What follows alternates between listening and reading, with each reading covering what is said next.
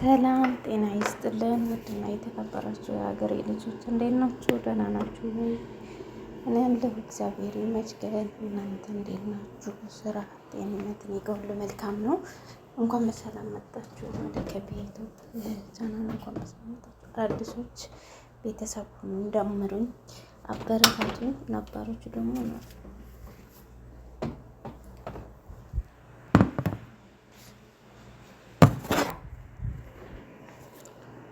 ነባሮቹ ደግሞ ሀሳብ አስተያየታችሁን አስቀምጡልኝ። ምክርም ካላችሁ እቀበላለሁ ማለት ነው። ዛሬ ይዤላችሁ የመጣሁት እና ሩታዬን ነው ይዤላችሁ የመጣሁት።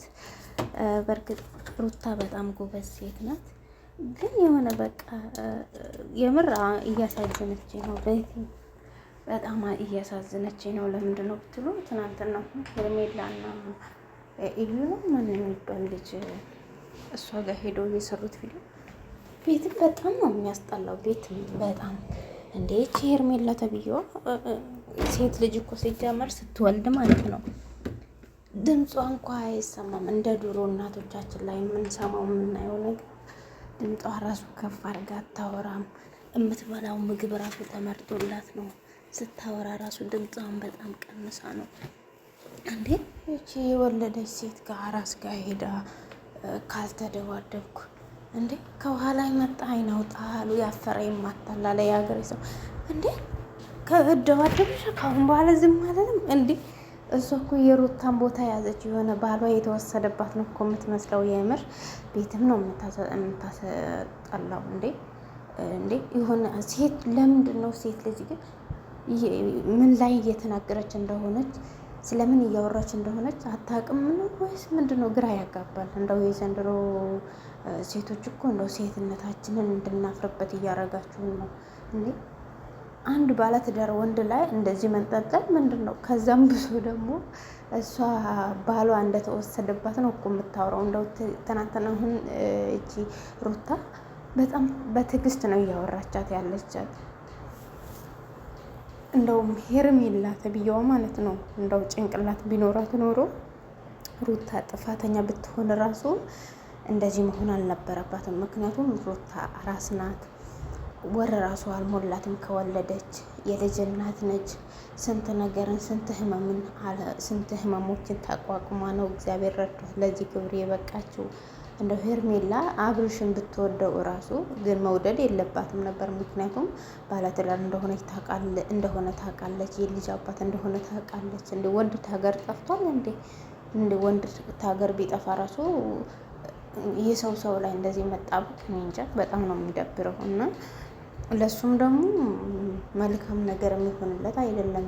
ሲጀምር ወንድ ልጅ ማለት ነው ለመጀመሪያው ሚስቱ ያልሆነ ለመጀመሪያው ሚስቱ ያላከበረ መጀመሪያ እሷ አጠገብ ላለችው ሴት ክብር ያልሰጠ የመጀመሪያይቱን ያላስከበረ ለሁለተኛይት ከዛ የባሰ ነው እንጂ የሚሆነው ከዛ የተሻለ አይሆንም። እንደው መቼስ እንዴ በጣም ባለፈው አሁን ሴት ልጅ እኮ ስትወልድ በጣም ትልቅ ክብር ነው የሚገባት። ከምንም በላይ ፍቅር፣ እንክብካቤ፣ ማስደሰት ነው የምትፈልገው። ስንት ህመሞችን 9 ወር በሆዷ ልጅ ተሸክማ አብራው ስትሰቃይ ህመም አለው። እንግዲህ ለራሴ ባላየውም ሰው ላይ አየዋለሁ እና ህመም አለው። የሆነ የሚያምራቸው ነገር አለ። በዛ ሁሉ ነገር ውስጥ እንደተጨቃጨቋት እንዳቃጠሏት ቆዩና አሁን ደግሞ ስትወልድ ትረፍ እንኳ ብለው አልተዋትም። አሁን ራሱ ስሯ እየሄዱ ባለፈው ይሄ ብሩክና አቤል ነው ማነው የሚባለው ልጅ ሄዶ ቤት ውስጥ ረበሿት። እንዴ የእናትና የአባት ቤት እኮ ክብር አለው። እናትና አባቷ ቤት እየሄዳችሁ እሳት በሳት ባለ ጉዳዩ ራሱ አርፎ ተቀምጦ እቺ ሄርሜላ ተብዬዋ ባለፈው። እኔ ግን የምር ከሩታ በላይ ነው የተናደድኩት ሳየው ማለት ነው። እንደ እሳት ነው የሚያቃጥለው ደግሞ ንግግሯ። እኔ ካሁን በኋላ አልታገስሽም፣ በፊት እርጉዝ ነሽ ብዬ ነበረ። እናንተ እንደ ራሳችሁ ስታስቡ እሷ እንደዚህ መናገር ነበረባት? እውነት ስህተት ነው። ምክንያቱም አንደኛ ምጻት ናት፣ አሁን ነው የወለደችው። በአሁን ጊዜ ጸባይ አያስፈልግም። ጥፋተኛ ብትሆን ራሱ ግን ጥፋተኛ አይደለችም ሩታ። ትዳሯን ነው እየተቀማች ያለችው፣ ባሏን የልጇን አባት ነው። ሁለተኛ ደግሞ እሷ ጥፋተኛ ብትሆን ራሱ እዛ ሄዶ በዛ ላይ የእናትና የአባቷ ግቢ ሄዶ የእናትና አባቷ ቤት ሄዶ የምር በጣም እንደውም የሩታ ቤተሰቦች መመስገን አለባቸው። ያም መጥቶ ሄዶ ሲደነፋ ዝም ማለታቸው። ይሄም አብረሽ ሄርሜላን ይዞ ባለፈው ሄዶ እንዴት እንደደነፋ ምናምን። እሱ ደግሞ የሚያስከብረውና የማያስከብረውን ሰው ራሱ ለይቶ አያውቅም። እንደዚህ ነው ሰውን የምትቀበይ ምናምን ይላታል። ሲጀመር ቀመጡ ከሆነች ቀመጥ ናት። ምንድን ነው አንቀርፍፎ የሚመጣ? ይህ ምር ሩታ ትዕግስት አለ። እኔ ብሆን ማለት ነው ለሁለት ነበር የምከፍለው ጭንቅላቷን ለሁለት ከፍዬ አንዱን በእጇ አሸክሚያት ነበር ማስገባት። ደግሞ የሌባ አይነ ደረቅ መልሶ ሊባ አድርግ አሉ እንደ የሆነ ባሏ እንደተወሰደባት ባለትዳር ሆና ምናምን ሰውን እንዳከበረች ወንድ እንዴት እንደሚያዝ ምናምን ለሩታ ልታስተምር እናቴ ላንቺ ራሱ ታስተምራለች እና የምር በጣም የሚያስጠላ ቪዲዮ ነው። ደግሞ አሁን ከዚህ ምን ይማራሉ ብለው ነው የሚለቁልን ለኛ። የሴት ልጅ ክብርን እንትን እየለጠጡ የልጅ እናት ሆና መከበር ሲገባት እያዋረዷት እነሱ እንዴ ንፋስ ላይ እያወጧት እያዳረቋት እየበላችሁ ራሱ እኮ ጠብ እንዳይልባት አደረጓት። አንዴ ባል ተብዬው፣ አንዴ ጓደኛ ተብዬው፣ አንዴ ሄርሜላ ተብዬው ሲያስጠሉ። እንደኔ ግሮታ ያሳዘነቻችሁ አላችሁ? የምር በጣም ነው ያሳዘነችኝ። እንግዲህ ምንም ማድረግ አይቻልም። ፈጣሪ ይሁንሽ እና እንደኔ ቪዲዮውን አይቶ የተናደዳለ የለም። እኔም ብቻ ነው እናንተን አናዷችኋል። ግን ሩታ እንደዛ በጣም እየታገሰች ደግሞ ተሁን በኋላ ታግሽሻለሁ። ተዚህ ደግሞ እኮ የሰው ነገር ወስዳ ሰው እኮ አንዴ ሄደ ጥሩ ነገር እንዳልሰራ አወቅ አይደለም ወደ ራሱ ተመልሶ እኮ ራሱ ሰብስቦ ቢቀመጥ አሪፍ እንዴ። ሲጀመር ወንድና ሴት ጓደኛ እኮ አስፈላጊ አይደለም። ሲጀመር እሱ ባለ ትዳር ከሆነ በቃ እሱም እንደዚህ ሴት ስር መሽለጥለጥ የለበትም ነበር። ሴቷም ደግሞ እሱ ስር እንደዛ መሽለጥለጥ የለባትም ነበር። ግን ጥፋተኛ እዚያም ሆኖ ያም ዞሮ ያው አብረሽ ነው ጥፋተኛ። እቺ ደግሞ እንግዲህ ሰንጋ አባንጋ ፈጨብሴ ኦሮሞ ጀበሌሴ ይባላል የሀገሬ ሰው እና አባት በሬውን ቀንዱን ከሰበረ ሌላ ሰው ደግሞ አይኑን ያጠፋል እንደማለት ነው። እና አዎ ጎበዝ ነው ትርጓሜ ላይ ደግሞ አይደል? እና የሆነ ጊዜ ማለት ነው አንዳንድ ጊዜ የሚያምርብንና የሚያምርብንም ነገ የሚያሳፍርን ነገር ባንሰራ። አሁን እቺ ሄርሜላ ተብዬው ወደፊት እንግዲህ ትዳር ሊኖራት ይችላል፣ ልጅ ሊኖራት ይችላል። እንደዚህ የሰው ባል ላይ እንደዚህ ተንጠልጥላ ተለጣጥፋ እንዴ ቢቀርስ እንደዚህ አይነት ስራ ነገ ተነጎደ ለልጆቿ። አሁን ልጆቿ ይሄ ደግሞ ቪዲዮ ደግሞ አይጠፋም መቼም እና ስንት ነገር አሁን ምን ብላ ነው የምታወራ? ነገ ተነጎደ ለልጆቿ ምን ሆኜ ነው ምን ነው ልትላቸው ነው? መቼስ ተጓደኛ ጋር መቼስ ተወንድም ጋር እንደዚህ አይኮንም። ያው ሚዲያ ላይ የምር በጣም ነው የሚደብረው። እና ሴቶች እየተው ራሳቸውን አስከብሮ ራሳቸውን አክብሮ ሰውንም አክብሮ።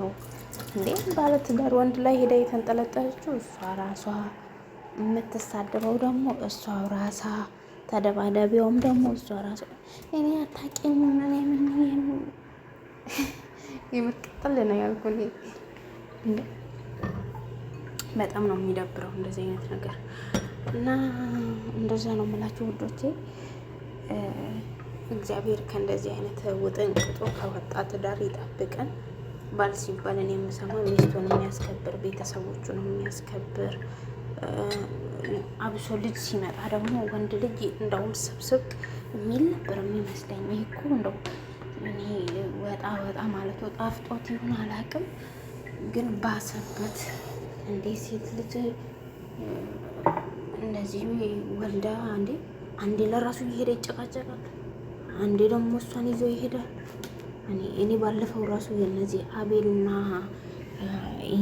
ብሩክ የሚባለው ልጅ የአብረሽ ጓደኞች ለሩታ እንደዛ ሲያወሯት እንዴት እንዳናደዱኝ ደግሞ ሲጀመር ጓደኞቹ የእሱን ትዳር የሚፈልጉ አይመስለኝም። የእሱን ትዳር ለማፍረስ የሚፈልጉ ይመስለኛል። ፈጣሪ ቅር ይበለኝና እንዴ እሱ እያለ እነሱ ምን ቤት ናቸው? ስለ ሄርሜላ ለሩታ ሄዶ የሚያዋሯት እነሱ ሲጀመር ምን አገባቸውና ነው? ሩታ ትፈልጊዋለሽ ወይ አትፈልጊውም? በሱ ፍቅር የሚጎዳ ሰው አለ፣ አብሮት ሀገር የሚወጣ ለመውጣት የሚፈልግ ሰው አለ ምናምን ጓደኞቹ ራሱ በጣም ነው የሚያናድዱት። እኔ ድሮ ጓደኛ ጥሩ ትክክለኛ ጓደኛ የሚባለው የጓደኛውን ትዳር እንዳይፈርስ መጠበቅ፣ ጓደኛው ከመንገድ ሲወጣ መምከር፣ ተው ይሄ ትክክል አይደለም፣ አንተ ከአሁን በኋላ አባት ነህ፣ ለልጅ ተምሳሌት መሆን የሚችል አባት ሁን፣ ነገ ልጅ አንተን እያየ ነው የሚያድገው ብለው እሱን ራሱ ተቆጥተው እሷ ልጅ ሰጥታሃለች፣ ፍሬ ልጅ አይንህን በአይን አሳይታሃለች ከፈጣሪ ጋር፣ ስለዚህ ያለህን ነገር አስተካክል ማለት ነበረባቸው።